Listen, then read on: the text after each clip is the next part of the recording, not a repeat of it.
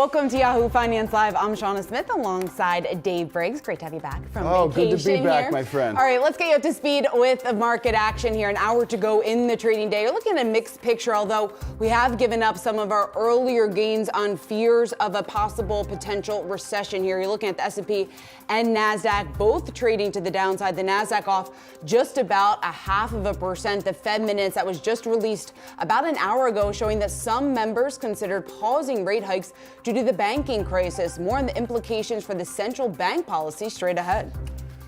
Plus turbulence for airline stocks today on disappointing guidance from American Airlines. Why one analyst thinks Delta is still a buy heading into tomorrow's earnings report.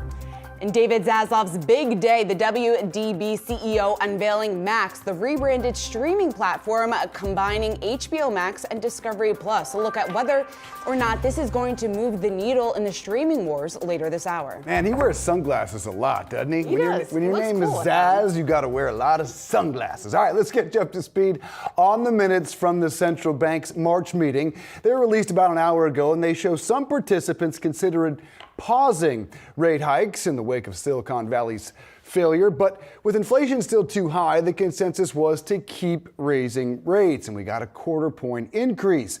Some participants even noted that if banks were not a concern, they would have considered a 50 basis point hike, Shauna. And a document released alongside those minutes also revealing that the Fed expects a mild recession later this year because of the banking crisis. Projections indicating that Fed officials expect GDP growth of only 0.4% for all of 2023. Our very own Jen Schomburger spoke to New York Fed President John Williams yesterday. Here's what he had to say about the impact of bank failures on the Fed's decision. I do think that the bank failures add to uncertainty about the outlook, and we'll have to take what actually happens into account.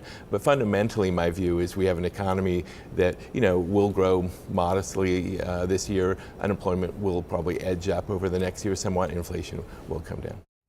So that was New York Fed President Williams there yesterday. But Dave, the big takeaway here, I think, is that projection, the warning here about a recession because of the bank failures. And I think largely many people were saying maybe we don't need to be as worried about some of the turmoil that's going on in the banking crisis. Maybe that was more of a one-off that's not really going to affect economic growth here in the second half of the year. It sounds like, at least from this, that the Fed officials think otherwise now. Yeah, and I always like to see some disagreement among the Fed. I think that's a positive takeaway for me here, is there is actually a little bit of disagreement among the Fed, because for basically the last 9 rate hikes, it's been essentially a flat line. When we talk about the dot plot a lot from our friend Julie Hyman, there's not a lot of disagreement. So there is finally some doves beginning to break out. Austin Goolsbee yesterday suggested maybe it's time to step back. But overall, if there's one lead, it's that, mild recession is factored in, and maybe they're banking on it, given they already raised 25, considering a mild recession is already factored in. That, to many, would be a little fearful, that they're already banking on, in fact, counting on it, and raising rates nonetheless. So it'll be interesting to see what lies ahead. Yeah, certainly. Well, we know the Fed keeping a close eye on inflation. The latest report that we just got this morning, inflation easing in March for the 9th month in a row. This is according to the latest CPI report. Now, prices were up 5% on a year-over-year basis. That's the smallest gain that we've seen in nearly 2 years. So while this might be good news here for consumers and the Fed, there's still a long way that the Fed needs to go in order to reach its 2% target. Joining us now is Paul Krugman, a New York Times op-ed columnist. Paul, it's great to see you here. A lot to unpack. Let's first start with this CPI print. Inflation cooling once again in March. What do you think of the report? Well, it was, at these days, there are enough different measures of underlying inflation that you can be an optimist or a pessimist depending on your personality. There's just this amazing ability to pick what numbers you like. But when I look at it overall, trying to extract the signal from the noise, it was another good report. Not great, but if you look, probably underlying inflation is something like 4% or less. Different people will give you a different number, but down from maybe 6% in early 2022. So we're seeing a steady process of falling inflation in spite of the fact that the unemployment rate has actually gone down a bit instead of up. So it's actually pretty, it was kind of for those who were hoping for a soft landing, this was a reasonably encouraging report. Nice to see you, Paul. And you tweeted about immaculate disinflation, a wonderful term, big fan of that, which is where we won't see a dramatic increase in the unemployment, but we will see disinflation. Is that long-term your projection? Well, there's two questions. One is whether it's possible. And so far, the data keep on saying that it is. Again, we've had a notable reduction in inflation without any rise in unemployment. The other is whether they can pull it off. And this is where, the fact with the Fed is kind of predicting a recession. It's quite possible that they will end up having generated a recession that we didn't need. So, inflation's coming down. We haven't had a rise in unemployment, but the Fed is projecting unemployment of like 4.6% by the end of the year. They seem to be forecasting that. And then the question is, well, is that, why are we doing this? Which I think is what Austin Goolsbee is in effect saying. Paul, do you think it is time for the Fed to back off, that the Fed should pause at this point? I think so. I think it's getting harder. There was a time a year and a half ago when people who were inflation optimists like me kept on looking for excuses to hang on to our optimism in the face of bad numbers. Now, very much the shoe is on the other foot. People who want to be inflation pessimists are, the Fed is using narrower and narrower measures. It's kind of one-eyed bearded man with a limp measures of inflation to suggest that we are not actually seeing improvement. But most measures do say that things are better. And I think we'll get a little more data later this month, employment cost index. But I think right now the Fed should say, gee, are we sure that we haven't already won this war? One of those pessimists is BlackRock CEO Larry Fink says he doesn't see how inflation is going to go anywhere near 4% anytime soon. Your thoughts on his projection? Gosh, I mean, that's really surprises me, because if you take out the stuff that we know is temporary, take out shelter, where we know that's a way lagging indicator, mainly take out food and energy, which are always highly volatile, and take out used car prices, then the inflation rate is about 4% right now. How, on a 3-month or a 6-month basis. So why he would be saying that it's somehow very hard to get to where, by the measures that I and other people I talk to look at, we're already there. Paul, I know in the past you said that the market might be a little bit too confident, might be getting ahead of itself in terms of what it's pricing in for the Fed to eventually cut here by the end of the year. That was a couple months ago. Is that still the case? Well, the markets are a little more pessimistic than they were at their most optimistic. Two things. One is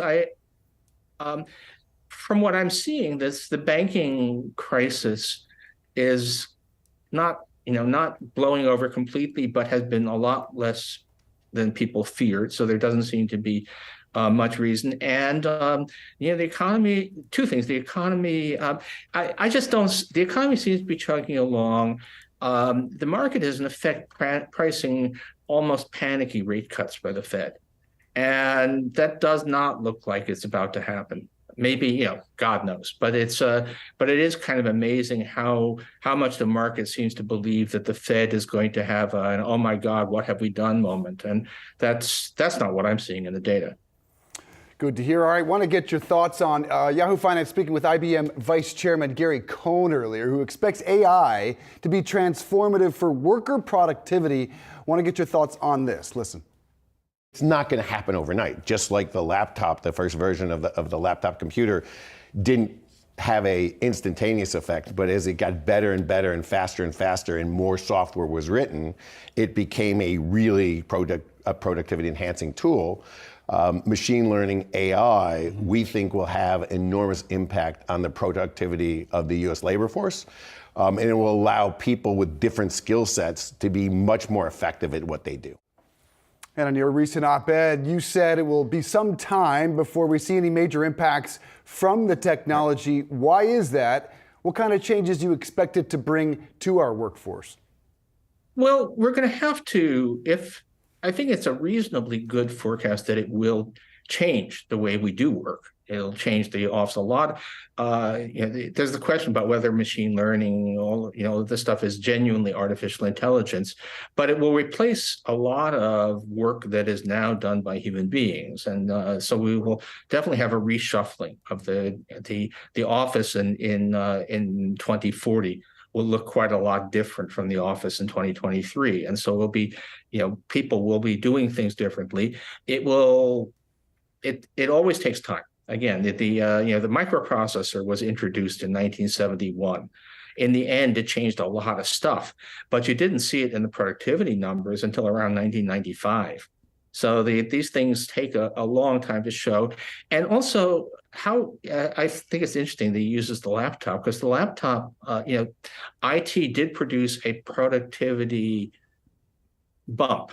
We got 10 years of accelerated productivity growth starting around 1995, but only about 10 years. And if you look at the last 25 years, it's actually been, you wouldn't know that there'd been any major technological breakthrough in that period. So I think it's still very much an open question whether this is going to make a big difference to the economy in the long run. So could see a spike and then eventually another flat line. Paul Krugman, great to see you, sir. Appreciate all that. Take care. All right, have a good one. Let's do a quick check of the markets now. Really, when you look at it, no news seems to be good news when it comes to the Fed minutes. You see the Dow down about 50 points, and the S&P a slight drop, about 14 points, and the Nasdaq down as well. 78 points, no huge losses after those Fed minutes were released. All right, just getting started here. That one's brought to you by Tasty Trade. Just getting started here on Yahoo Finance. Coming up, a bumpy ride for the airlines. You can see those stocks are tumbling after American Airlines' profit outlook fell short of expectations. We'll discuss what lies ahead for the airline industry this summer. And later, the future of streaming. Warner Brothers Discovery announcing new details about the launch of its new streaming platform, Max. We'll get an analyst reaction on what's at stake for the media giant. Don't go away.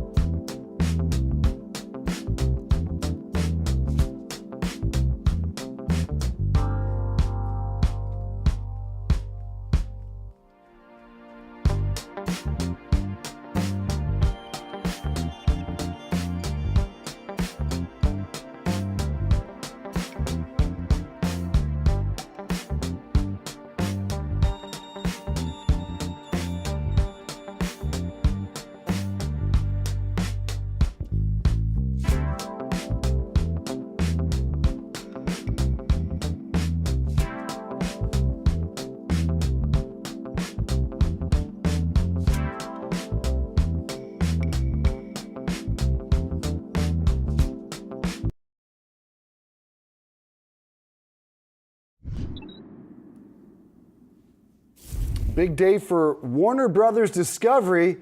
Not so much as far as investors are concerned. The stock dropping 4.5% at the moment as the company announces a big change for its streaming platform. And with the details, Yahoo Finance's Ali Canal. Wow, from the open, the stock dropped, but upon this release, it fell further. Not a great reaction to Max. Yeah, it seems to be accelerating a bit. Now, there were some things that were revealed that had been reported on. So, for example, the name, we officially got the name as Max. There's a lot of commentary on Twitter about whether they should have dropped the HBO component of it. But the emphasis throughout this entire call was that they don't want this to just be an association with HBO and that high profile scripted content. They want to emphasize that this is a place where you have everyone in the family can go and watch something. So you have that discovery content, all the reality TV shows, Chip and Joanna Gaines, Dr. Pimple Popper, and then you can also watch Succession if you want to. Sorry about that. But yeah, so that is the name of the game here. It's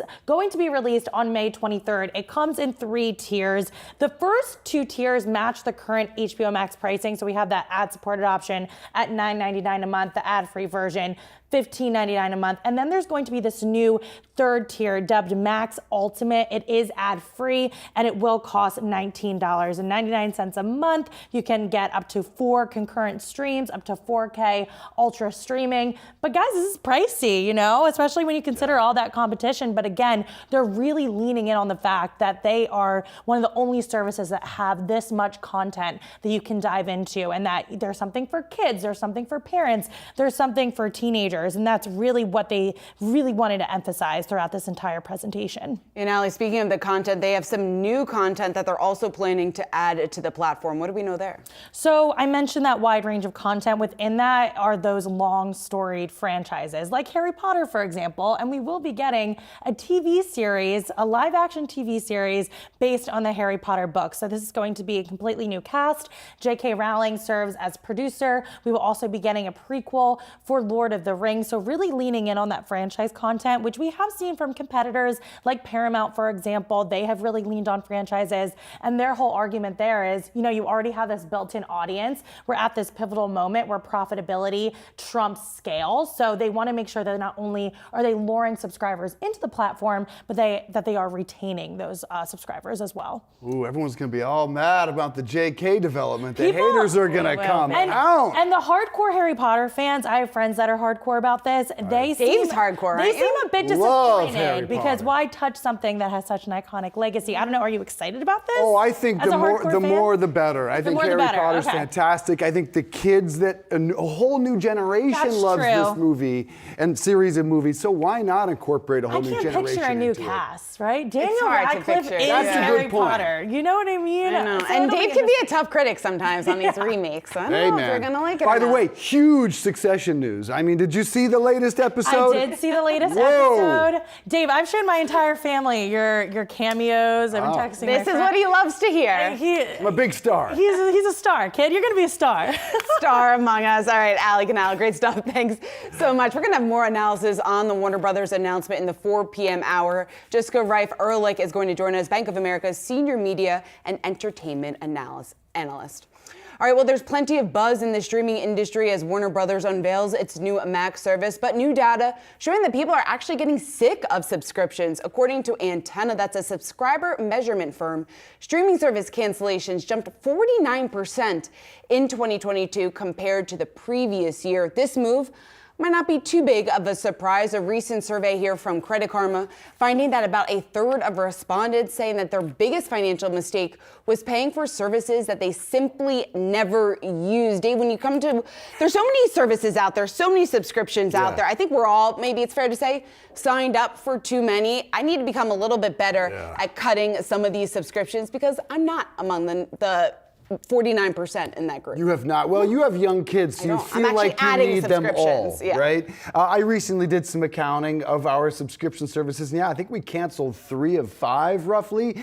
The number that really jumped out to me in this new data was people thought they were spending $86 a month on subscriptions. They were spending 219, 133 more than they thought on their own bills. So I think that's what really is surprising people right now. You just get used to them. They're on auto pay on your credit card, so you don't zero in until you sit back, take a full accounting and budget, and then your eyes just pop out of your head. A lot of families are doing that. A lot of young people are now getting their binge-worthy content, canceling that subscription, hopping over to the next one to catch the next series. And that's why I think you're seeing so many streamers go to the one episode per week model. It makes sense. To hang on to those subscribers a little longer. Yeah, they're doing everything they can to reduce that churn, and especially in this landscape now where there's more and more competition. Obviously, Warner Brothers, with their announcement today, adding to that. We'll see.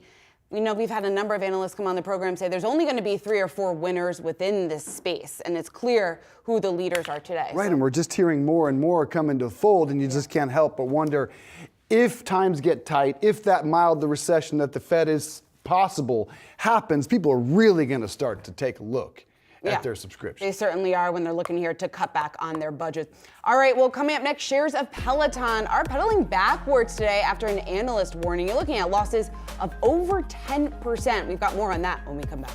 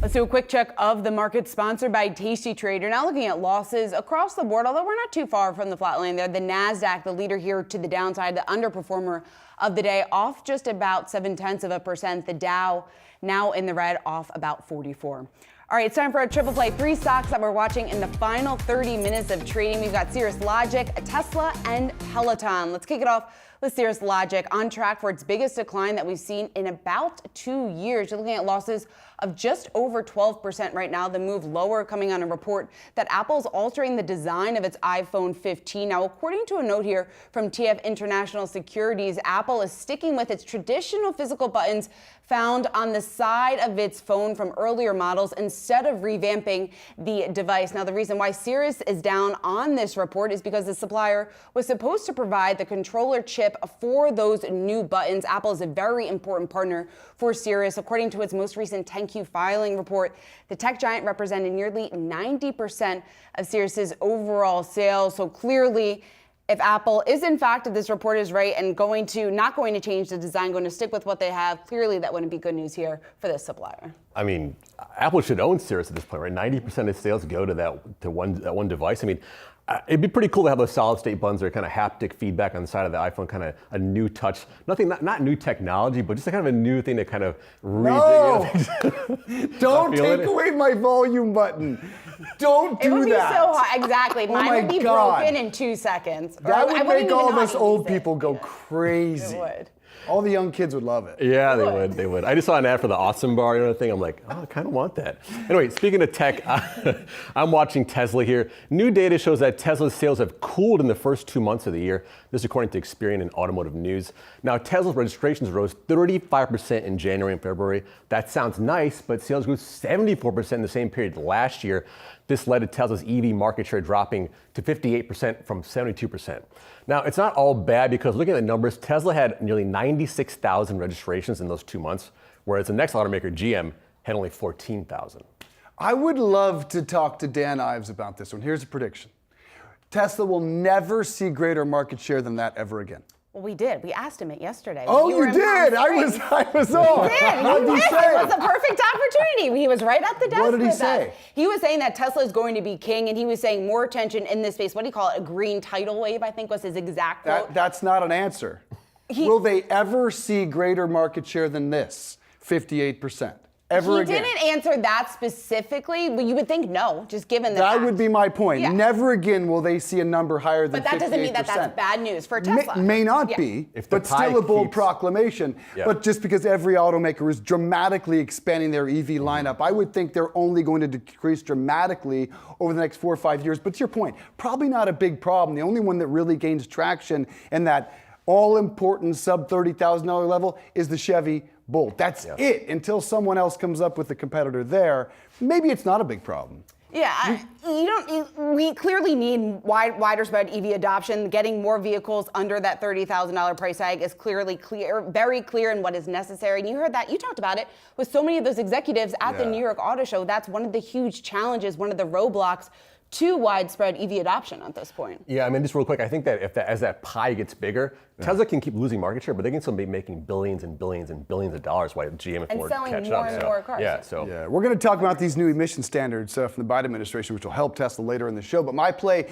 is Peloton. Shares pedaling downhill fast today on the heels of new numbers from Morgan Stanley. Analyst Lauren Shank telling clients, quote, without the help of significant promotions observed in the second quarter, Peloton web traffic decelerated to minus 27% in Q3. That's year over year. Shank adding, although web traffic is still above pre-COVID levels, the 2-year trends have continued to deteriorate, failing to find the stability needed for a return to growth. Big problem there. The stock plummeting double digits today. Still, though, up more than 25% year to date after just getting devastated in 2022. Bottom line is here, the margins are terrible on the fitness equipment, on the bike, on the treadmill, etc. The margins all come on that app, and that's Barry McCarthy's focus. But not entirely clear. There is room, there is a catalyst for true growth, and I can see your face says no. Yeah, no, I don't think there is. I think their partnership with Amazon, yes, it was a step in the right direction. Their latest earnings report that they just released, it showed that cash burn was at least improving. But you're right, in terms of that real catalyst for the turnaround story, that's lacking at that. Up until this point, still, we'll hear whether or not McCarthy has anything else to announce at the earnings report here in just several weeks from now. M&A, somebody's got to Who will buy them? them. right. That's Not a big sure debate. who. All right. Well, coming up next, airline stocks are on the move today. They're trading to the downside after American Airlines' disappointing guidance warning. More on that, what this means for the sector when we come back.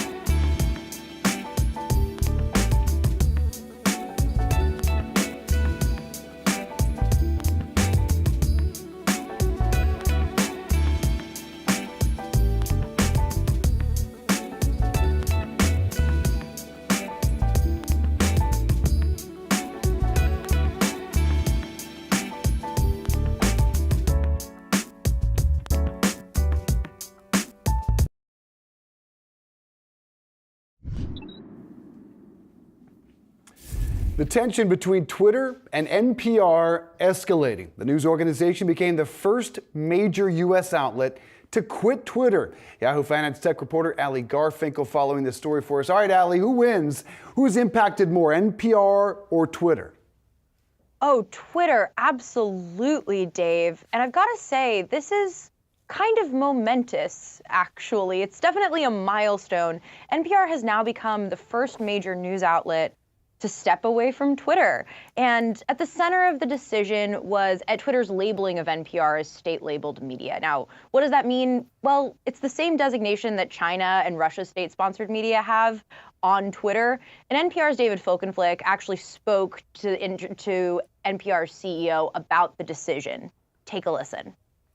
NPR's chief executive John Lansing told me just ahead of the announcement that to continue gracing Twitter with official accounts denigrates our credibility and undercuts the work of our reporters. He points out, look, NPR is a private, nonprofit corporation. Our institution is independent of government and of other corporate ownership, for that matter. And, it also, its board is constituted independently. We aren't influenced by governments in that way. So NPR has 52 official Twitter feeds that are now going dark. And a lot of my Twitter feed actually right now is filled with NPR journalists who are also stepping away from the platform. Now, what does this mean, right? The first consideration for Twitter is always advertisers. And there certainly already is evidence that some advertisers have walked away from Twitter. For example, it was reported in February that more than half of Twitter's top 1,000 advertisers have walked away from the platform. In a recent BBC interview, Musk actually said that the company is breaking even right now and that its employee count is down from 8,000 to 1,500 in the last few months. Now, remember, Musk paid $44 billion for Twitter. And it's a platform that's often long thrived on being the platform of choice for media. Those days seem to be, if they're not over, they seem to certainly be numbered. And in the end, you have to imagine NPR's leaving will at minimum be a black eye for Twitter, and at maximum could be a catalyst for more advertiser exodus. Yeah, certainly we could see more advertisers leave the platform as a result of this and what's happened over the last several days. Ali Garfinkel, thanks so much.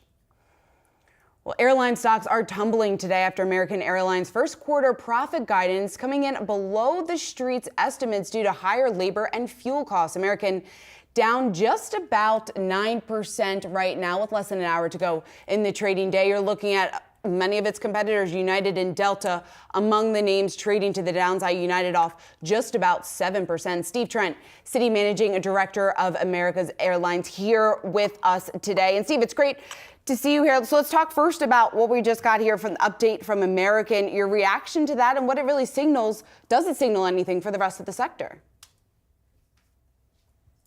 Appreciate that. Good afternoon, and thank you for having me on. I think in terms of the American Airlines guide, there was some expectation that we would have seen the unit revenue guidance toward the high end of the range. So when we look at the unit revenue guide this morning coming out at 25.5% year-on-year increase, that's relative to the 24 to 27% range that the carrier had talked about previously. So I think there was some expectation that they would have been toward the top of the range, and coming in the middle of the range, I guess wasn't good enough for some. Sort of a strange situation. You have the total revenue is going to increase 35 some odd % year on year when one considers unit revenue and capacity growth. And you had a little bit of a few points per gallon, cents per gallon relief on fuel. So actually EPS guidance increased. So fundamentally speaking, I'm not 100% sure if that justifies a 9% fall. But certainly I think elements of the market were looking for a little more on the unit revenue side. They cited high labor and, to your point, fuel costs. Will all the airlines be impacted equally by those two factors ahead? Maybe not. So you have the group in different stages, for example, on where they are with pilot contracts. If you look at the big four, for example, Delta Airlines is the only one that looks like it's signed on the dotted line and has something inked in terms of what it's going to pay its pilots. American Airlines several weeks ago had telegraphed that it's going to, at least was planning to match Delta's pilot pay. A little unclear, how that's going to work out. On the fuel side as well, if you look at the big four, Southwest Airlines has some fuel hedges, synthetic fuel hedges, in fact, a lot of fuel hedging. Delta Airlines per se doesn't do any synthetic fuel hedging, but it does have a natural fuel hedge through its Trainer refinery. And then United and American don't have any hedging, so to speak. So you will see some difference on that level. One should also arguably see some difference in terms of the extent to which these carriers are exposed to New York Harbor grade jet fuel kerosene, which has been, let's say this region has experienced higher crack spreads in intermediate distillates such as fuel relative to other parts of the country. So I would not expect the fuel results per gallon to be uniform. Steve, we talked a lot about this pent-up demand for travel. Consumers are paying whatever it costs to really go on any trip. Are we starting to see consumers trade down and really hunt for those lower fares? And what airlines are most at risk from that shift? Yeah, no, great question. So I think two places in the group we think are relatively protected from that. You either have to be a network carrier with really good international long haul over the transatlantic and over the places that are recovering on the trans-Pacific. So you look at those corridors, for example, United and Delta Airlines have the most metal on those corridors relative to the other US carriers. So I think a year from now, for example, we'll probably be talking about how good some of these international long-haul corridors look, and maybe there's some moderation on the US side. Now, I certainly don't think, at least the data is not telling us at this juncture, that US demand is collapsing. We're having this big meltdown in American Airlines over unit revenue growing almost 26%. It's a little bit hard to believe on that level. But I think as we get later into the year and into next year, do we get more moderation in the US side? Do we get yields coming off a little bit more? Partially because oil's come down a lot over the last year.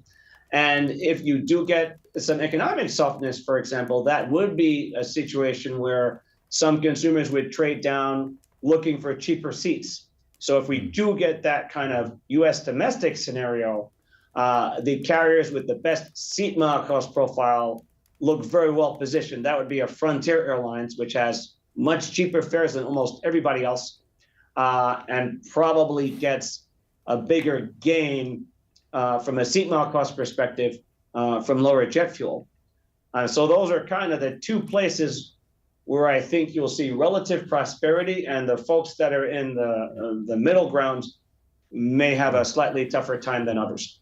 And you have a $61 price target on Delta, the buy rating, significant upside there. Why? What separates them from the pack, and what are your expectations for earnings? Sure, absolutely. So if one looks at Delta, for example, as I mentioned, you do definitely have very good momentum on these international long-haul corridors, one. Two, when you look at the CapEx spend, I think you have a happy medium. On one level, you have some airlines that do have a lot of CapEx spending to do. On the other hand, you have other carriers like American that for 2023 has a very good free cash flow outlook because it's going to have a very little CapEx this year, and I'm not convinced that's going to last. Three, on top of that, when we're looking into 2024, the street's still struggling to reach a consensus on earnings visibility. And if you're Delta Airlines, as I mentioned, you already have a pilot's agreement in place. In terms of looking at these really good non-ticket revenue sources, Delta has also shown leadership in terms of its generation of cash revenue from loyalty program and the co-branded card segment. So 2009, Delta did just over $1 billion of cash revenue from these areas. 2021, they're up to $4.1 billion. They did $5.5 billion last year. There's a plan to get to $7 billion by 2024. Are we going to see any softness in credit card spend given everything that's going on an economic level? Yes, that's possible. But in Delta's case, you have more cushion than you do with some of the others.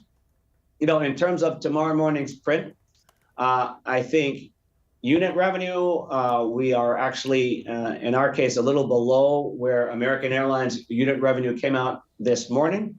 And that's partially because Delta has a harder year-ago comp. Maybe our 33 cents target on EPS is, estimate on EPS is above consensus because we do think that these international corridors are going to support revenue. And maybe we got a little break from fuel. I think what is a little less clear on a short-term basis, what sort of puts and takes we could see from ex-fuel seat mile costs. So my estimate in that regard is maybe somewhat at risk from some of my competitors. But I think more broadly speaking, what's really going to be pertinent as we look forward is what these carriers start telegraphing about the summer travel season. So are we continuing to see that very good counter-cyclical demand that we have been seeing? Even with American Airlines, we're still seeing year-on-year revenue growth in the 30s, and the street hates it. So kind of an odd environment we're in at the moment. Yes, sir. Looks like no pullback in terms of travel demand out there. Steve Trent, good to see you, sir. Thanks so much. Coming up, signs of a recession. A recession is technically measured by 2 consecutive quarters of negative GDP growth, but there are other theories about how consumers can track it. We'll tell you some of those unusual ways next.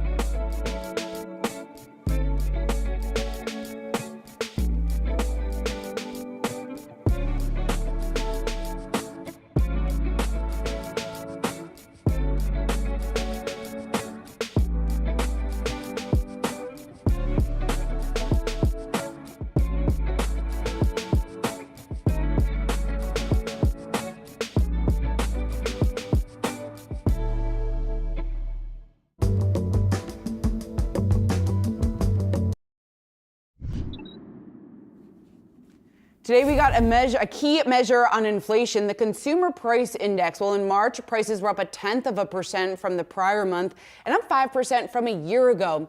But it's still too soon to know if prices are going to continue to drop enough to satisfy the Fed and calm some of the fears out there that the Fed will keep raising rates as many investors are bracing for a recession. While the traditional definition of a recession is 2 consecutive quarters of negative GDP growth, there are some unusual indicators that can give us some clues about whether or not we're in a recession or headed for a recession. First up, we've got the cardboard box indicator. The theory here is demand for cardboard is slowing. Consumers are not buying as much stuff. Hence, a look at the health of the economy. Makes a lot of sense to me, Dave. What do you think? Yeah, this seems like a real, I like to use the term no-brainer. I think this seems like an absolute no-brainer to me, but based on, largely speaking, Amazon. I think if you walk around, you just judge by the amount of boxes on people's front porches, which my house ranges from about 5 down to about a low of 1. So yeah, I think things are tightening overall in the economy, and you can see that in the amount, and I'm guessing you could track the same thing with Amazon's e-commerce business, which shows us how many boxes we are using. Yeah, I think this one actually makes a lot of sense. This one makes a heck of a lot of sense. All right, so we've got a graphic where I think we're going to rank this. It makes sense. Number one, we've only gone through one so far, but we're going to rank it as one of one because we're both on the same page, right? Okay. Are you ranking it one of one too? Yes. Well, only so where else no can option. it rank, Sean? Yes, exactly. Okay. Up next, we have the champagne index. The theory here is when times are hard, people buy less champagne and maybe more cheap liquor. All right, your thoughts? Yes, that makes sense because people are trading down. They don't want to pay for that bottle of champagne. They know it costs a lot of money. But also, not only that, in trading down, champagne makes a lot of sense at a time when people are celebrating. They're happy. There's lots to celebrate. In a time of recession, you're really shrinking your budget. You're not out there. You're not going to as many dinners. You're probably not celebrating as much, maybe. So you wouldn't be buying the champagne. You see the skepticism on my face? Yeah. I don't buy this one. I don't buy this one at all because I just think trends are, generally speaking, changing from champagne. Although I guess what bucks my theory is champagne sales hit a record $6.5 billion in 2022. But I would say we are moving... Yeah, I do my homework. We are moving away from, I feel like, champagne. Now we can celebrate with a sparkling or a glass of tequila or whatever it may be. So I think that has more to do with preferences and tastes and inclinations than it does if you're spending money, you drink champagne. I just don't drink champagne anymore. Probably did a lot more 3, 4, 5, even 10 years ago. It's probably declined linear over that time. You don't feel the same way? No, I think... see people drinking less champagne today. Definitely. I mean, I don't love champagne. I think it has too much sugar, but people do love their champagne. And I do think it is nice when you are celebrating, when you're out there, when you want to spend a little bit more, to have a glass of champagne. So this one does make a little bit of sense to me. Does it make sense that it had an all-time record in sales in 2022? No, that was surprising. It's an indicator. Okay. Yeah. All right. We agree on that one. Fair enough. All right. So the last one, the lipstick index. The roots of this theory come from a relative of makeup giant Estee Lauder. According to Business Insider, Leonard Lauder observed that in 2001, when there was a recession, lipstick sales were rising. So the theory is when the economy is worse off, lipstick sales go up. Are you in? Are you out on the lipstick indicator? I see what they're saying. This one actually took me by surprise. It took me a while to process this, but I think if you take a step back, this is one thing that people are categorizing as a staple. And I mean, this is clear just even from the sales that we've seen over the last couple of quarters. People keep spending on beauty products. They keep spending on makeup. That's not one of the areas where, at least up until now, they've really been trimming their budget, really been pulling back on that spending. So that would point to the fact that, yes, then the lipstick index does make sense. People are going to spend more maybe on those necessities, on something like a lipstick at a time when maybe they're spending less elsewhere. Yeah, the Ulta stock would tell you that one is pretty spot on. I think it's more recession proof than anything else, but I think it's more for the ladies. My makeup usage tends to be pretty linear based on television, so I'd have to lean on your expertise in this. I think it makes sense. All right, so let's rank them, okay? We have the cardboard box indicator, the Number champagne one. index, and the lipstick. So you're cardboard box number 1, right? No champagne question. index number 2. Lipstick index number 3. I'm good to settle with that. Okay, I would flip 2 and 3. But I wouldn't have a major disagreement with that list. I just might flip 2 and 3. I think we definitely agree. Cardboard box. Cardboard box is definitely the number 1. That one makes the most sense. You're shopping less in a recession. All right, let us know what you think. Coming up, protecting your portfolio. Our next guest has some ETF plays to consider ahead of what's expected to be a volatile earnings season. Stick with us.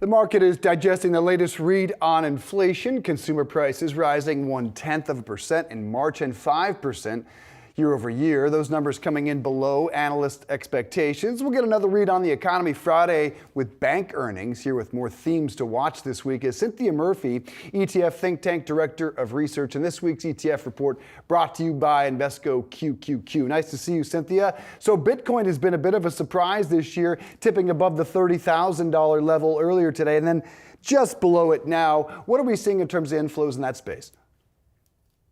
Yeah, it's been it's a crazy year when you look at things like Bitcoin and gold making an equal amount of headlines. You would think they're opposite types of trade, one a safe haven play, one a super speculative play. But it's been kind of fascinating that in this market, filled with uncertainty, we're seeing, Bitcoin not only perform really, really well, but actually start to find new assets coming in, some through ETFs, a lot of it just directly Bitcoin buying, and is just this perception that selling momentum we saw so much in Bitcoin last year is over. There's no really big sellers out there anymore, and people are just optimistic about the opportunity here. A lot of it triggered by the banking crisis, as you know very well, and just that concern that, when there are doubts about financials, when the dollar is weakening, as we've seen, Bitcoin suddenly sounds like an interesting safe play, if you will.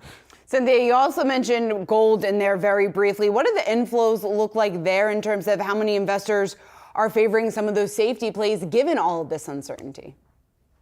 Yeah, gold has actually done very well too. It's picked up, I think, globally about $2 billion so far in recent weeks, which is a lot of money if you think that gold has kind of lagged the whole commodities segment for the last 2-3 years.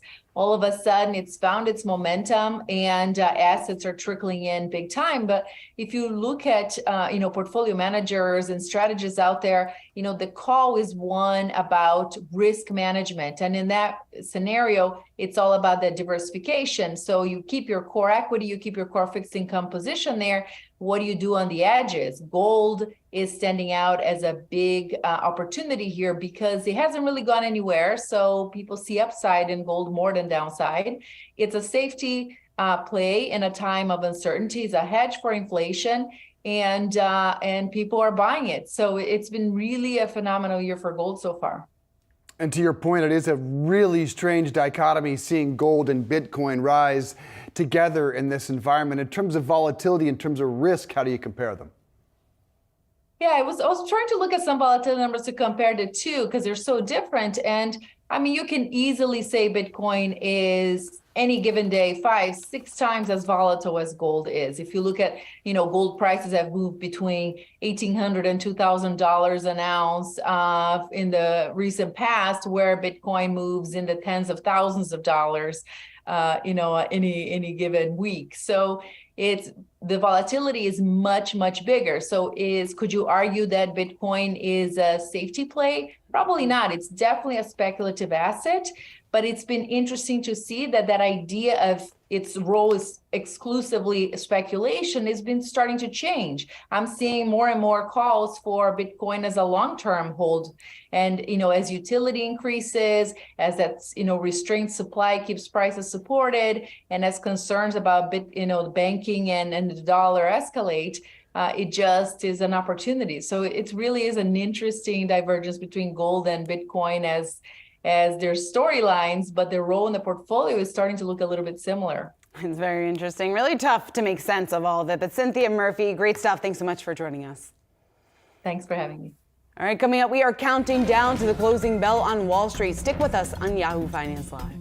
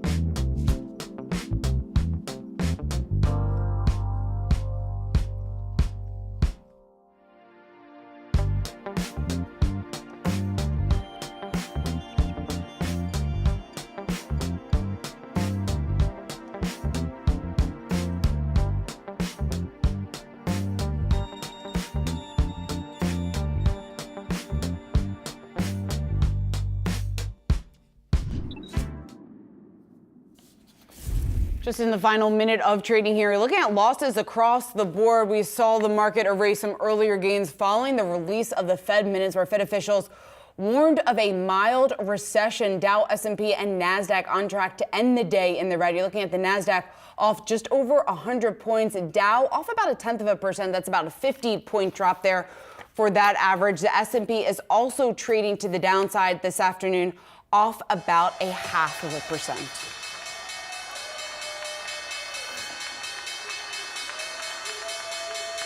All right, there's your closing bell on Wall Street. And with that, a quick check of the markets, sponsored by Tasty Trades. We continue to move towards the closing bell. You saw those numbers continue to move in the downward direction, and it's the Nasdaq leading the way on the downside, down more than 100 points. The Dow down about 40 points, and the S&P also dropping. All red on the board on this day when we got some interesting news from the Fed, where they factored in a mild recession, still decided to raise rates 25 basis points. That's brought to you by Tasty Trade.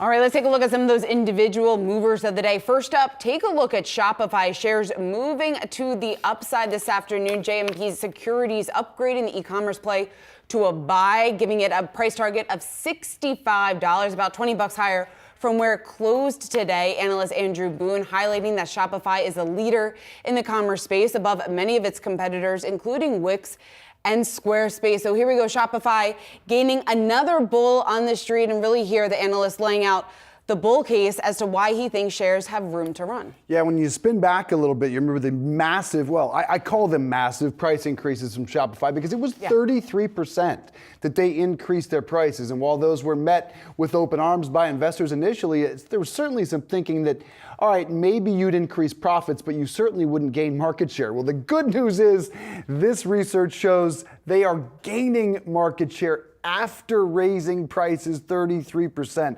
Rather remarkable news for Shopify, including in this note, there is still space to trim expenses, and they are also gaining traction from, in particular, large enterprise businesses. All right, let's take a look at another mover today. One of the big laggards, American Airlines, warning rising labor and fuel costs could weigh on profits in the first quarter. You can see that stock down more than 9% on the day, and really across the board, the airlines were hurt.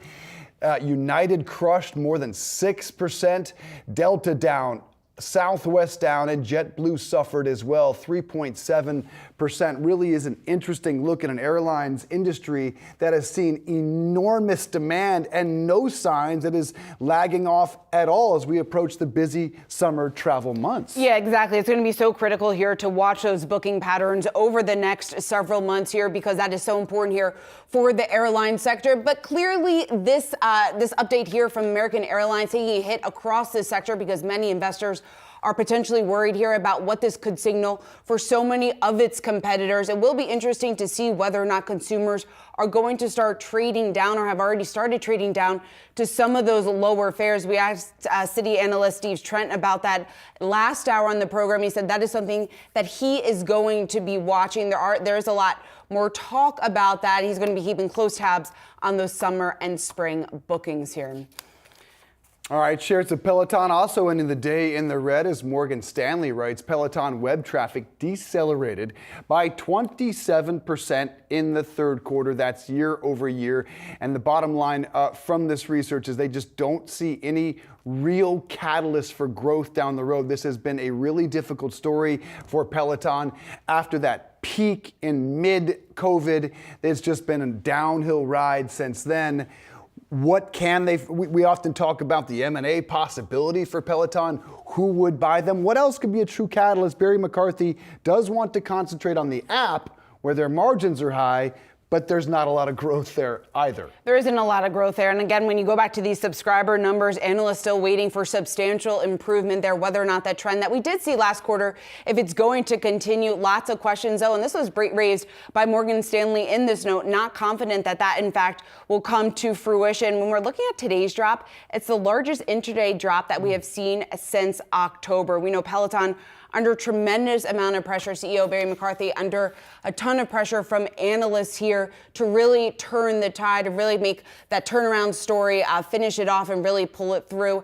At this point, I think a lot of people have question marks, are wondering, what Peloton is going to be able, if they're going to be able to roll anything out that will change the narrative on the street. At least up until now, that narrative hasn't changed. They need those partnerships with either Dick's or Amazon to really pay dividends. Haven't seen that yet. They're trading, I think, less than half of their IPO price. All right, markets overall closing lower despite the consumer price index rising at the slowest pace since May 2021, and perhaps signaling Federal Reserve's efforts to fight inflation are starting to work. Here's to tell us what the latest inflation print means for the Fed's rate hike plans and how markets might react are Michelle Schneider, MarketGauge.com chief strategist, and Greg Dacco, EY chief economist. Great to see you both. And Greg, we'll start with you and your reaction to the CPI and the corresponding Fed minutes. They factored in a mild recession, still went ahead and raised rates. What's your read?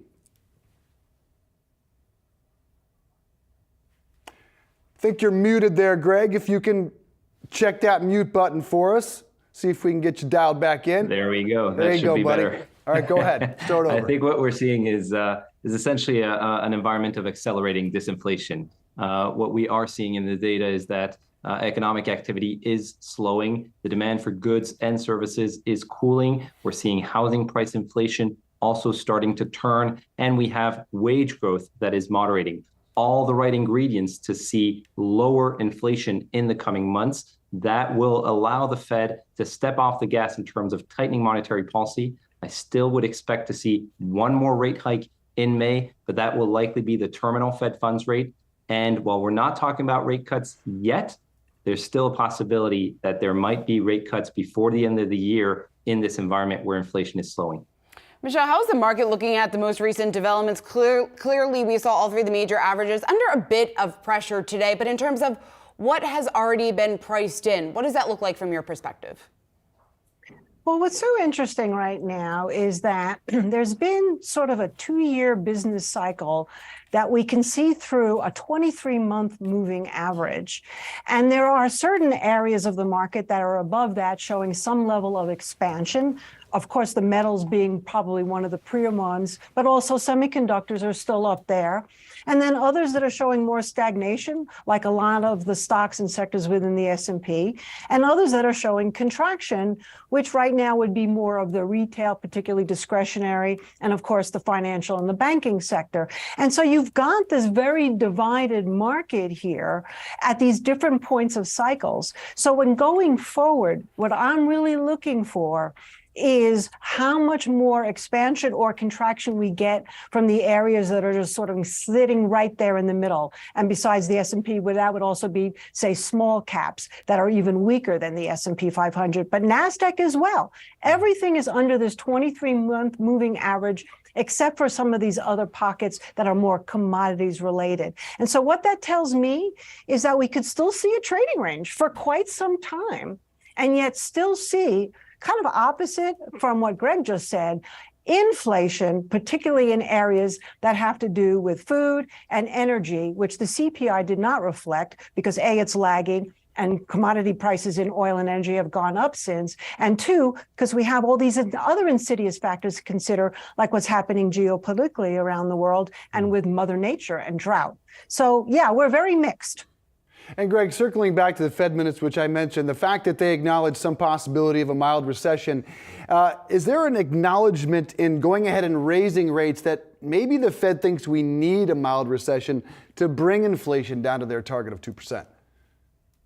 Yeah, I think to some extent that is the Fed communication. The Fed has been saying all along that it wants to see below trend growth, below trend labor market growth in an environment that would lead to cooler inflation. The staff projections now have a mild recessions in them. But if you look at the FOMC's projections, the summary of economic projections, they also, in a sense, show a recession. So that's been there all along. I think the key concern right now that we have is this massive disconnect between what markets are pricing in terms of rate cuts before the end of the year and the fact that the Fed is still communicating an intent to maintain rates at an elevated level. That type of disconnect between Fed pricing and what markets are anticipating can lead to significant repricing in the coming months.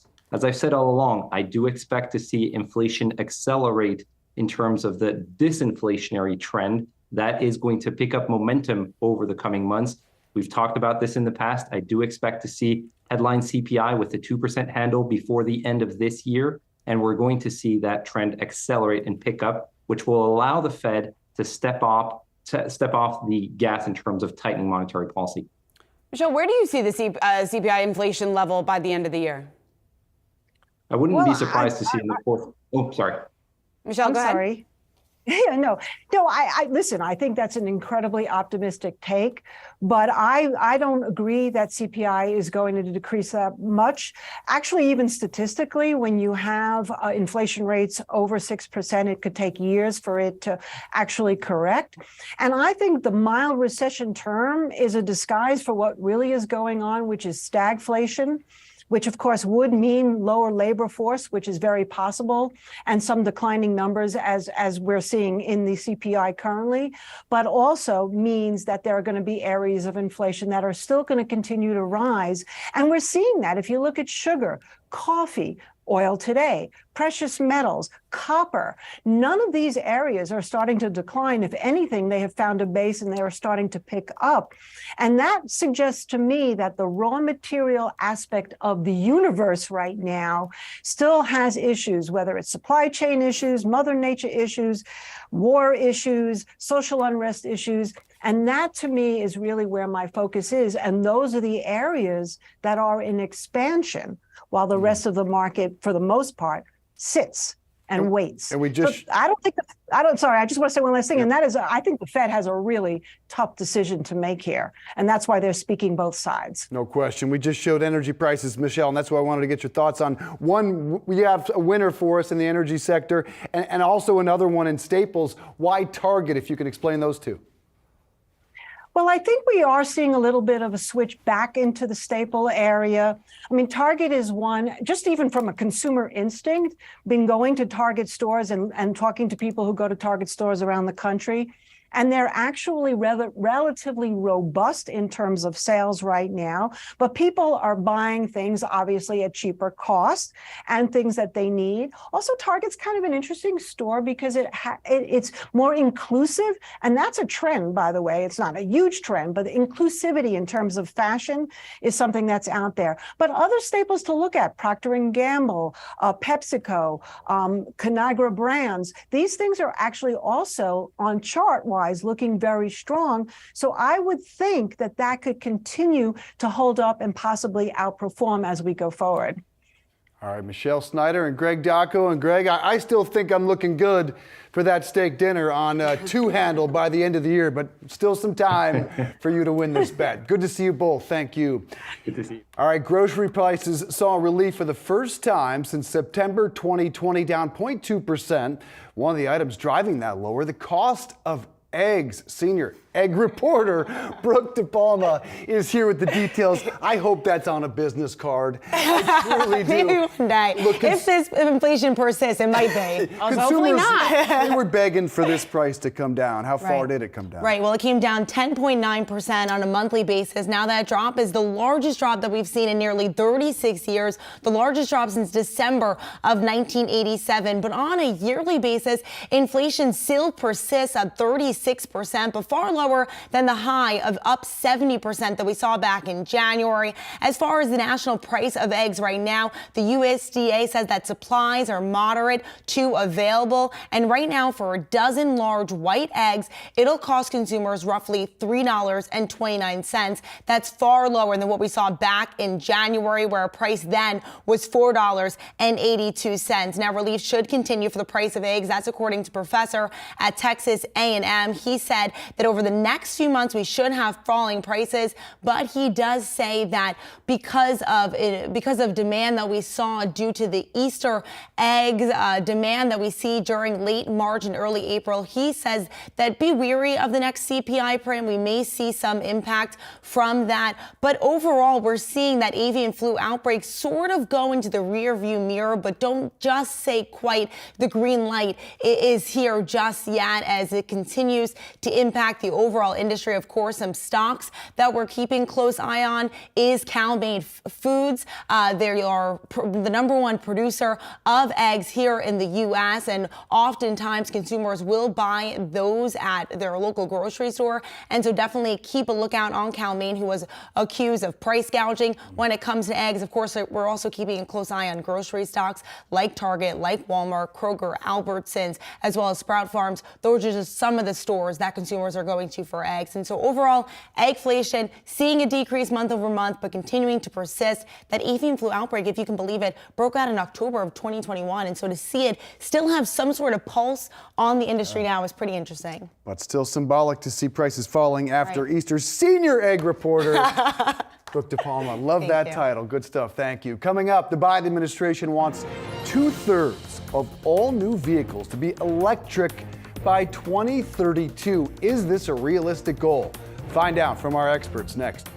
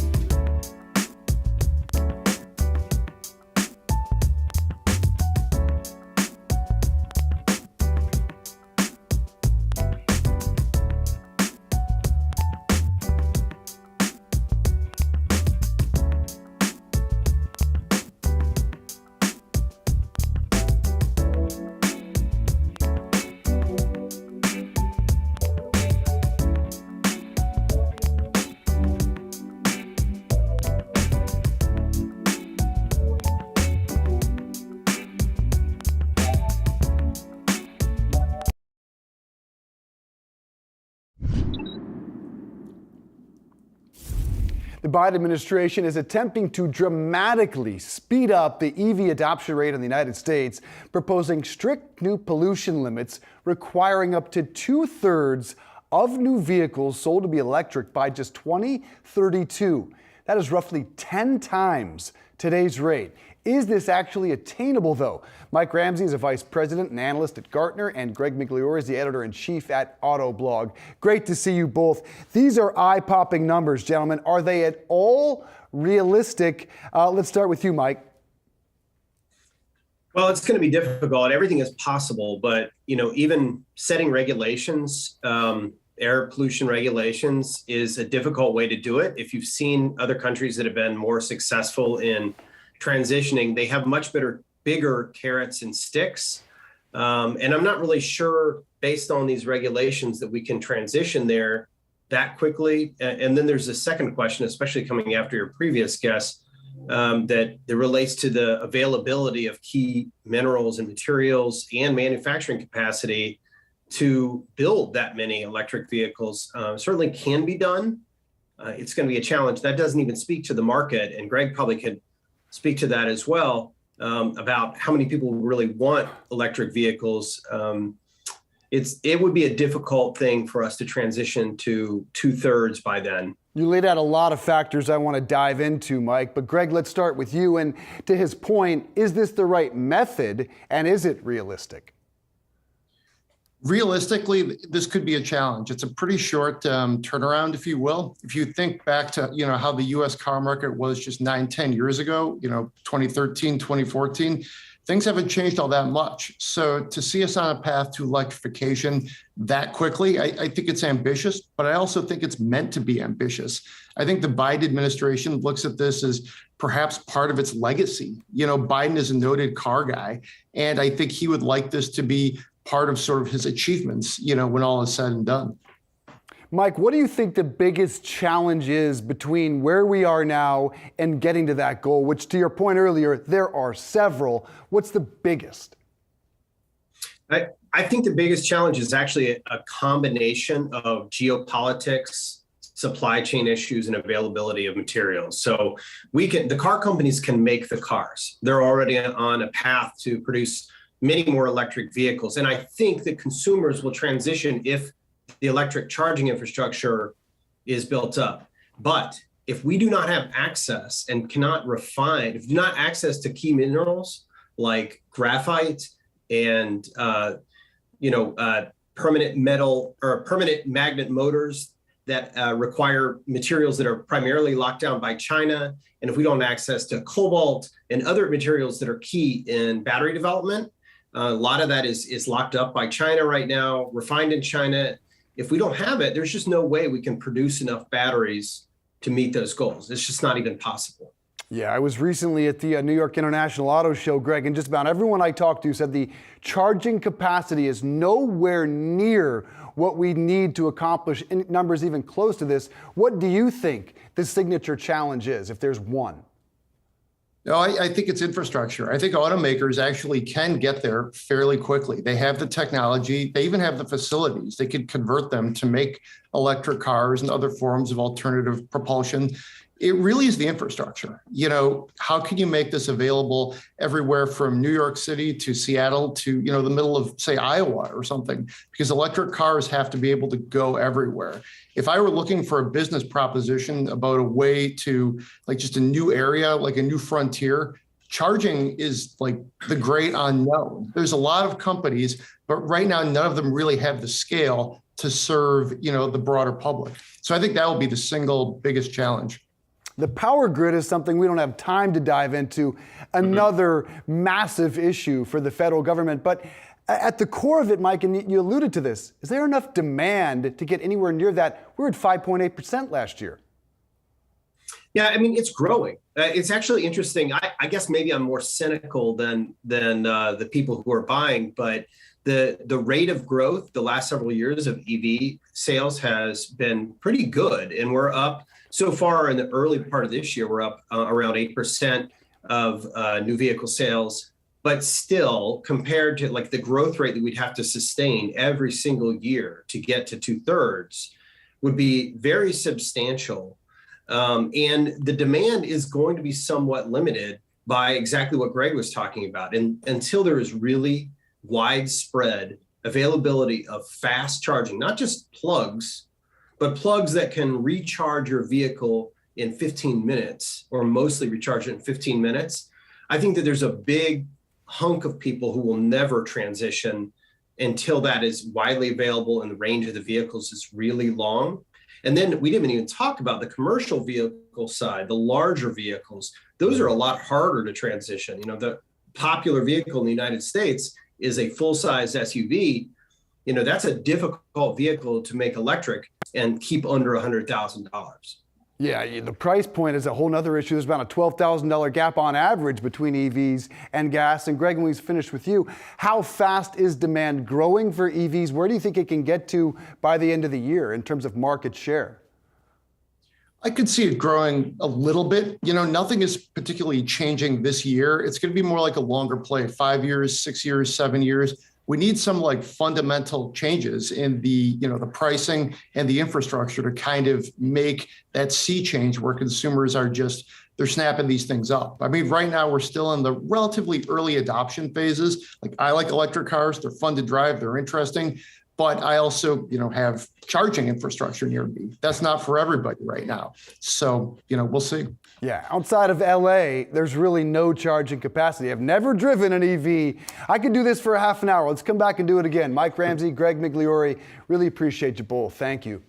Coming up, earnings season gets underway later this week with the big banks. But which companies give us a real sense of how the economy is doing? We'll take a closer look next.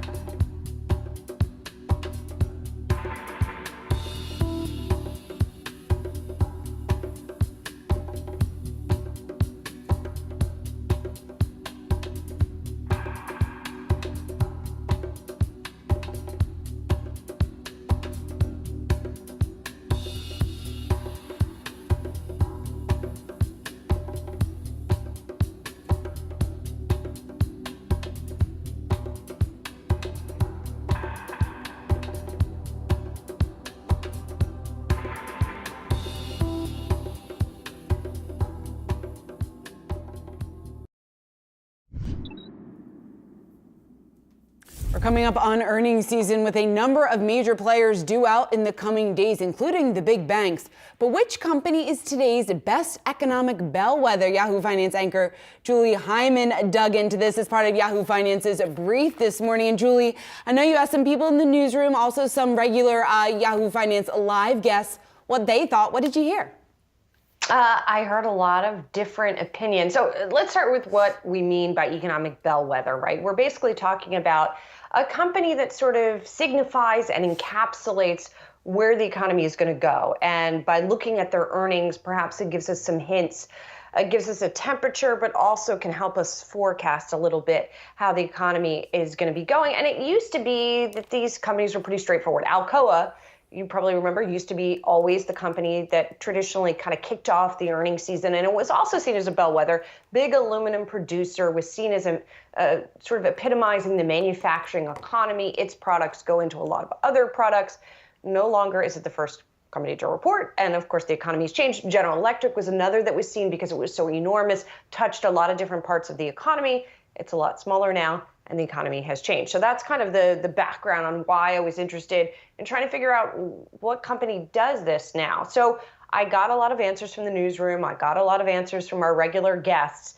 A lot of people talked about the shipping companies, and that's sort of a traditional frame for this question, right? It lets us know sort of how job growth is doing. So you can look at a FedEx or a UPS. FedEx has been doing a lot of restructuring, so it's maybe not as good a mirror as it would be normally. Wells Fargo is one that was mentioned by one of our regular guests. It's domestically focused. It's very consumer focused as well. Doesn't have as much investment banking. But people also talked about JP Morgan just because of its size and its reach. You can look at things like loan growth, as consumer, as well as its ties to the business lending as well. So those were some of the ideas, but there were also a lot of tech ideas that I got, you guys. Apple was a company that was mentioned. Alphabet, because of its enormous reach into advertising and its reflection of businesses' willingness to spend on advertising. Walmart, obviously, big retailer there. And then WestRock kind of ties back into that UPS and FedEx theme because it's a big packaging company. So those were the votes. Some of them got multiple votes, some of them got individual votes. And it was sort of a diverse pack of folks who voted. Okay, I hope it's not FedEx, because I remember, I think it was September, when they put out that warning and everyone panicked because that was a bellwether of the global economy, and it turned out to be really a FedEx problem, not a global economy problem. So I hope I didn't spoil everything. What was your pick? No, you didn't spoil everything. We actually didn't have my pick up there. My pick was Amazon. And listen, like, all of these picks are good and none of them is perfect, even in Amazon, right? Nothing's going to give you a perfect reflection. And Amazon has its own issues, just like all these companies do.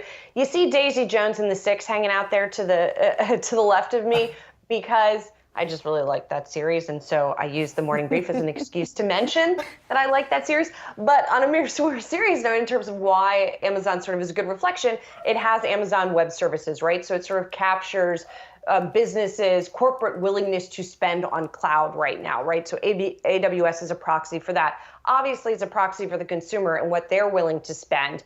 And then the company does sort of shift how much margin it's willing to take at different times. So on the one hand, that's very Amazon specific. On the other, maybe it lets us know when its customers are pushing back on pricing a little bit. So on the top line, lets us know how demand is going. The bottom line maybe isn't as perfect an indicator of how the overall economy is doing. I don't know. I'm sure people have lots of thoughts on this stuff, on what is the best bellwether right now, but it's a fun discussion. It's a very fun discussion. You make a strong point there for Amazon. I was trying to figure out what I thought I was going to go. What are your picks? I was going to go with Walmart or Target was initially what came to mind, given the consumer, given the focus on this consumer, especially at this point in the economic cycle. But really, there's a number of good names that were on that list. Yeah. What do you think? I actually agree with you, Walmart or Target, only because Amazon, so much of his AWS story, which I don't know that is indicative. Yeah. I don't know. You had me at Daisy Jones and the Six. I've been Googling that since I saw the graphic. I've never seen it, but I will now, provided you watch Shrinking on Apple TV, the best show on television. I watched one episode. I did like it. I read the Daisy Jones book first. Okay. I still prefer the book, as usual, but the series was very well done. I've heard great things about the series. A number of people have recommended it to me. I need to watch it. I did watch Shrinking. You get streaming tips here and stock tips. All right, Julie Hyman, great stuff. Thanks so much. And of course, be sure to check out today's edition of Yahoo Finance's Morning Brief, where Julie explains the bellwethers of the past, present, and future, everything that she just hit on our Yahoo Finance platform. All right, coming up, pressure on commercial real estate has been a focus amid the banking crisis, while our next guest tells us what it means for retail. Stay tuned. President Williams, thank you so much for sitting down with me and for having me here at the New York Fed.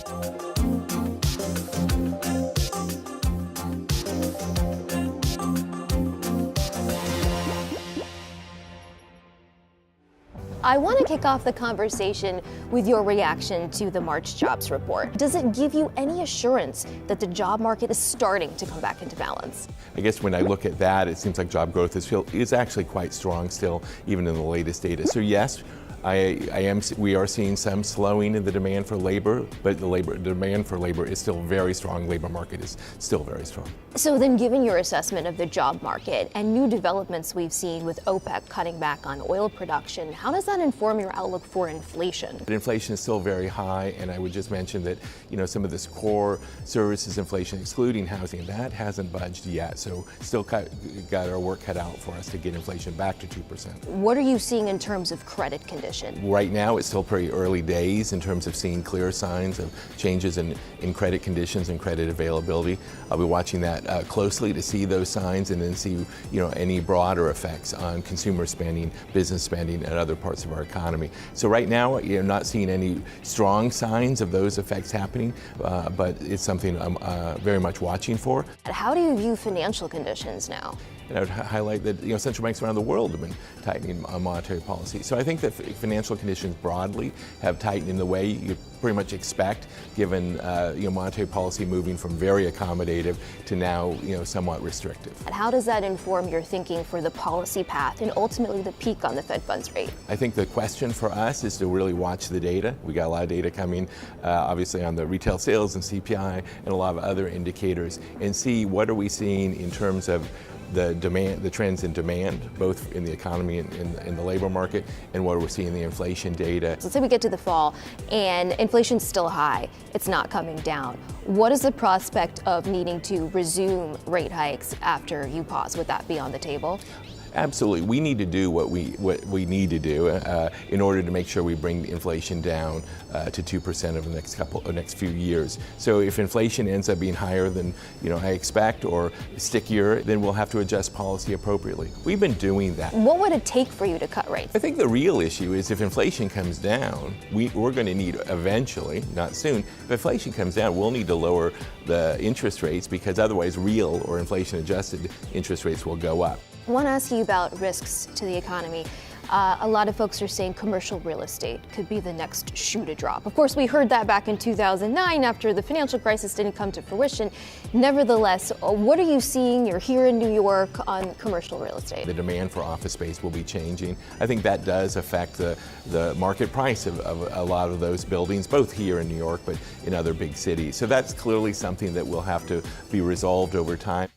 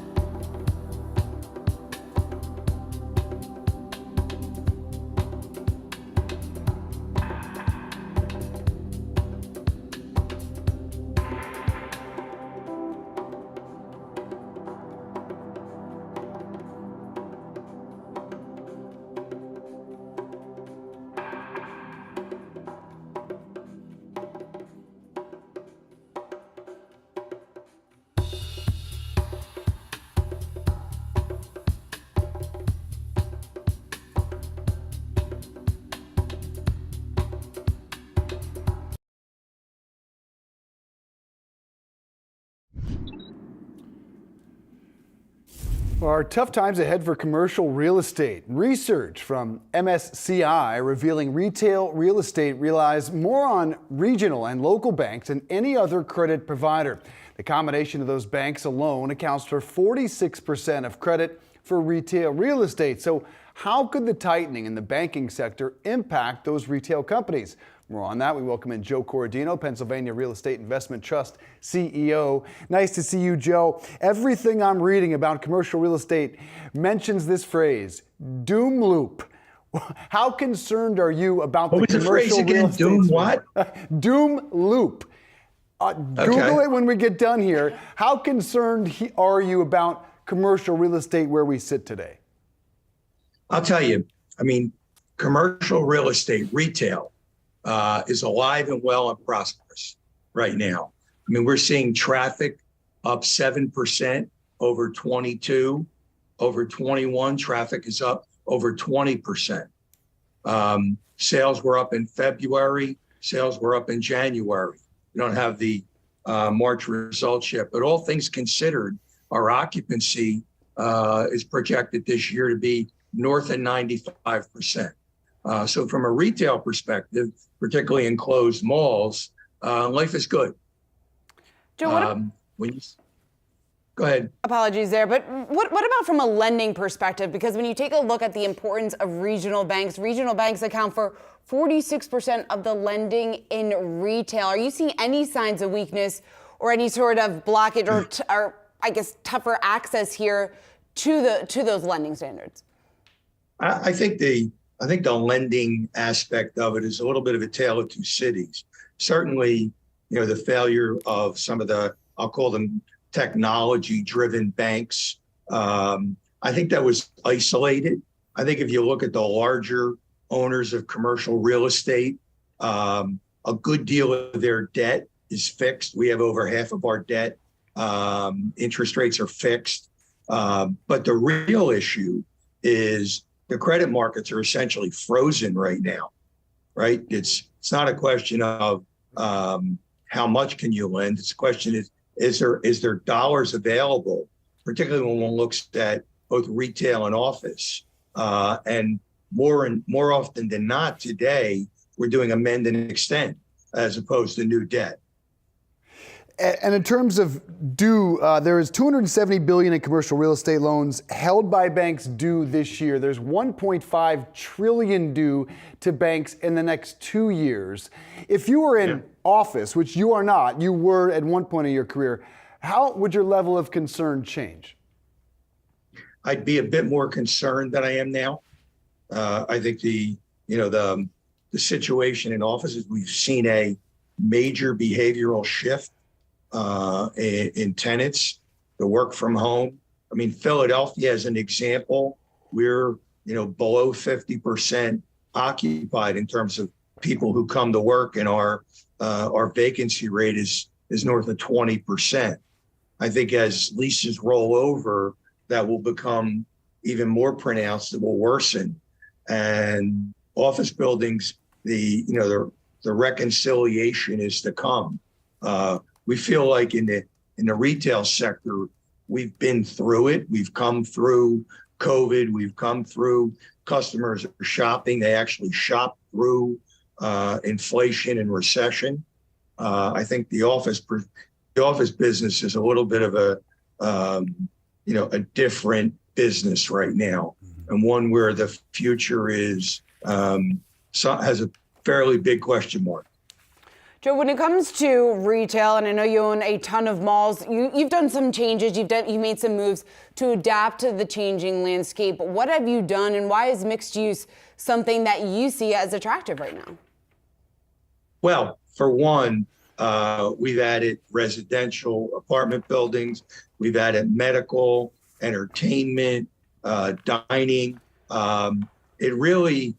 We've completely changed the basket of uses that we looked at for our properties. If you think about a mall location, it's rare that it's not at Main and Main, if you will, and in the best location in a particular market. You take that and you add to it the fact that they have typically been very horizontal developments, and the ability to densify really allows us to be able to add uses and increase the amount of real estate on our property without changing impervious coverage, et cetera. So it's sometimes well received by the municipalities. We're increasing taxes, we're driving our revenue stream, and we're diversifying our revenue stream. Better able to work through cycles in the economy. I'm trying to keep my wife away from the mall, and now you can live there. Joe Corradino, thanks a lot, man. Keep shopping, man.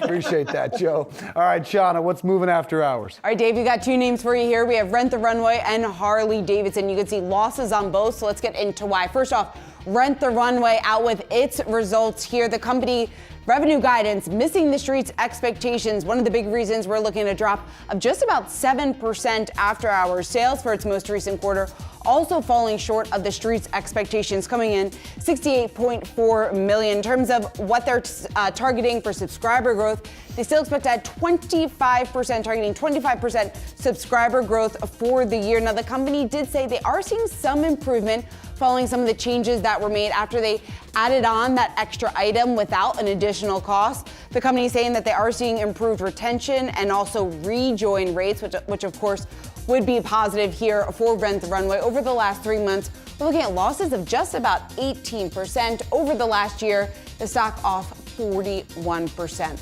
Let's flip it over to Harley-Davidson, another stock that's moving to the downside here after hours, off just about 6%. The company announcing that its CFO, Gina Goder, she will be stepping down at the end of the month. She's taking an opportunity outside of the company. Now, she joined Harley-Davidson back in 2020. When we take a look year to date, Harley-Davidson shares have been under a bit of pressure, off just about 10% over the last year.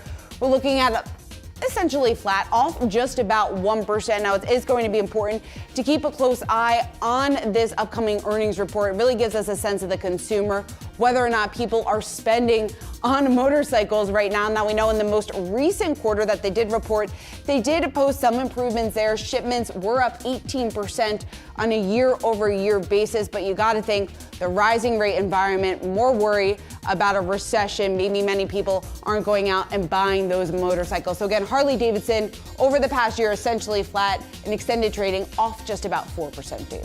Very good. Thank you, Sean. Coming up, Warner Brothers Discovery plummeting as the company unveils its new Max streaming service. Find out if the move will ultimately pay off. Next.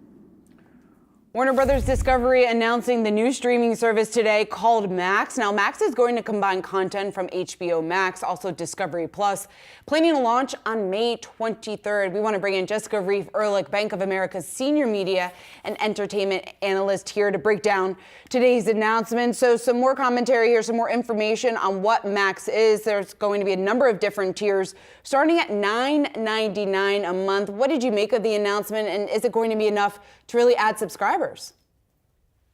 Well, there were a lot of things today. The pricing is basically no change from the existing plan, although they did introduce a premium tier, which I think people will trade up to, because there will be 100 downloads, which is substantial, and up to 4 streams at a given time. So for a family of 4 or 5, that's a big positive. But certainly you you shouldn't see any churn, because for the same price that people are paying now, there will be an incredible amount of content added to the platform. So the presentation today for the press really went through the breadth and depth of Warner Brothers Discovery's content. And it's just, I mean, from films to television, reality, entertainment, it's that I could go on, but it's basically every genre. And it's a very, very deep library. So it was the content part of it was incredibly impressive. Jessica, then what do you make of the stock reaction, down more than 5.8% and really fell right as this announcement was happening? You know what? It's true, but I don't think that there was anything disappointing in today's press event. It was kind of a low-key event with a lot of content. All of the stocks that are highly levered had a terrible day in the market. It wasn't just Warner Brothers Discovery, but there was like nothing in the press event that would cause anybody to sell. Jessica, we know Warner Brothers Discovery has been targeting 130 million subs by 2025. Do you think that's achievable? I think it's more than achievable. I mean, that's a global number. This content is, I mean, one of the reasons we've been so positive on the company overall is due to their deep libraries. And it's across the board. It's not just Warner Brothers Film and Television, but all of the companies that they've owned and bought over the years, the old Warner Brothers or AOL Time Warner back in the day. So it includes Cartoon Network and that library and Hanna-Barbera. But so it's a very, very deep. And this is the first chance that consumers will really have a chance to access it. But they needed to do this. They needed to have a new direct-to-consumer platform. For anybody who likes any HBO show, just download it and go on a plane and you realize quickly it doesn't work.